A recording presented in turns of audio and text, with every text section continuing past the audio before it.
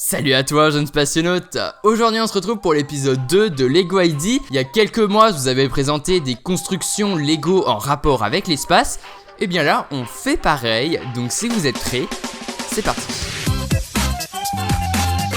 Bon, on commence avec un modèle qu'on avait vu dans le premier épisode, c'était la Falcon 9. Alors, cette fusée, je l'adorais vraiment parce qu'elle était vraiment fidèle à la Falcon 9 de SpaceX et elle avait atteint les 10 000 supporters, sauf qu'elle avait pas ce grade, elle était supporter obtenu, quelque chose comme ça, alors que là, ça y est, elle est en revue à partir de maintenant. Donc, je me suis renseigné en quoi ça consiste et en fait, là, les ingénieurs sont en train de réfléchir un peu entre eux pour savoir est-ce que c'est rentable de faire cette fusée, comment est-ce qu'ils peuvent s'organiser avec les machines, est-ce que les pièces c'est facile à construire, etc. Donc là ils sont en train de s'organiser. Est-ce que ça va paraître un jour? Est-ce que un jour on verra une Falcon 9 dans un magasin Lego? On croise les doigts, vraiment j'espère tellement. Donc évidemment je suis ça de très très près et si jamais il y a un changement, je referai peut-être une vidéo dessus pour vous montrer peut-être d'autres projets et dans ce cas là je vous montrerai ce projet là qui sera avancé aussi.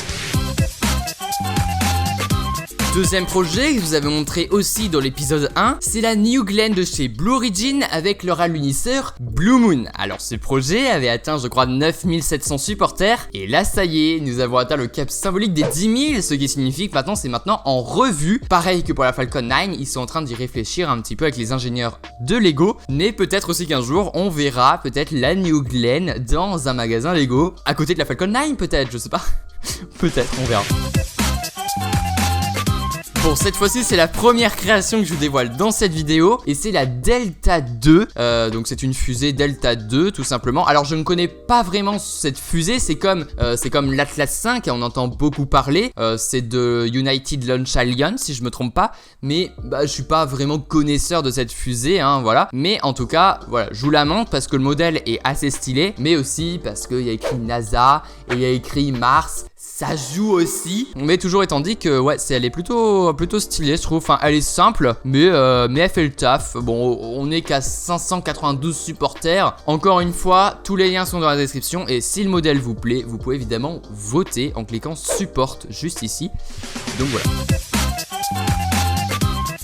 Un petit peu plus connue cette fois-ci, c'est la Soyouz. Alors la Soyouz, c'est une fusée russe qui est en train de transporter les astronautes vers l'ISS actuellement, hein, parce que c'est en train de changer avec Boeing et SpaceX qui doivent remplacer le Soyouz. Donc en fait cette fusée s'appelle Soyouz mais elle embarque une capsule se nommant aussi Soyouz et c'est dans cette capsule qu'il y a les astronautes de la NASA et des autres agences. Donc en tout cas elle est assez classe. Moi franchement je la trouve très fidèle à la réalité et je la trouve vraiment stylée et on peut voir que ça se déclipse. Apparemment on peut déclipser les trucs. C'est comme la Saturn 5, on peut déclipser les étages donc c'est vraiment utile. Et donc là ouais on peut, d'accord, ouais, donc là on a le deuxième étage. Là pour première, deuxième sans les propulseurs latéraux, ok, et du coup là on a un satellite, là c'est un satellite, c'est pas la capsule, j'ai l'impression que c'est plus un satellite qu'ils ont mis dedans, ok, plutôt sympa ce modèle.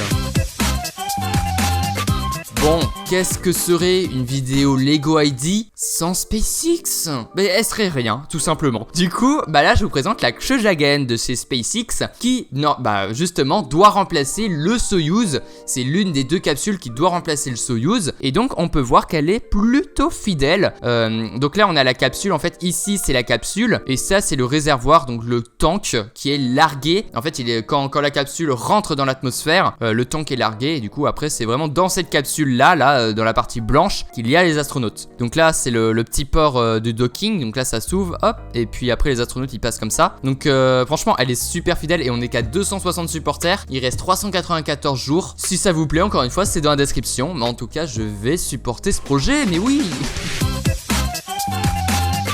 Alors là, on s'éloigne un peu de la Terre pour aller sur Mars et pour retourner un peu dans le passé, puisque on va s'intéresser au rover Sojourner qui faisait partie de la mission Pathfinder si je me trompe pas. Alors je suis pas sûr, mais je crois qu'il faisait partie de la mission Pathfinder. Ce petit rover, il est très fidèle, c'était un tout petit rover. Je vous mets l'image là actuellement, c'était un tout petit rover. Et donc par contre il est très fidèle. Alors je sais pas si c'est un modèle 3D, j'ai pas l'impression qu'il soit vraiment designé là en Lego. J'ai l'impression que c'est plus un modèle 3D, hein. Ouais non, je pense que c'est un modèle 3D, c'est pas vraiment un vrai projet Lego. Enfin, il a pas vraiment été construit en Lego. On a une petite vidéo d'ailleurs là, juste ici. Mais on n'a pas de vue véritable en Lego comme on peut en voir avec les autres projets, hein, par exemple. Il a atteint 1334 supporters, il reste 121 jours. Donc encore une fois, vous pouvez voter dans la description.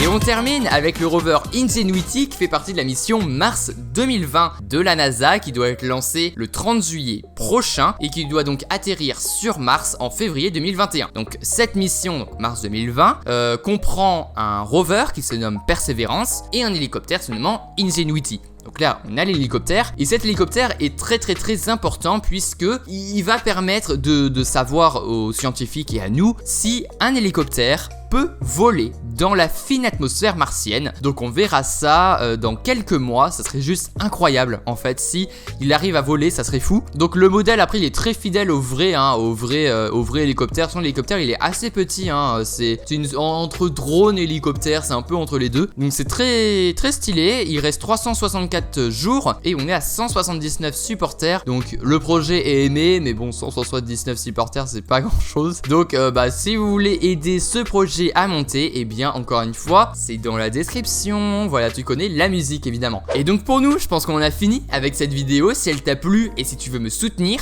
n'hésite pas à t'abonner, mettre un pouce bleu et mettre un commentaire, c'est vraiment important pour l'algorithme de YouTube et donc mon référencement. En tout cas pour nous on se retrouve à la prochaine. C'était la ref, allez à plus. Ne perds pas les bonnes habitudes.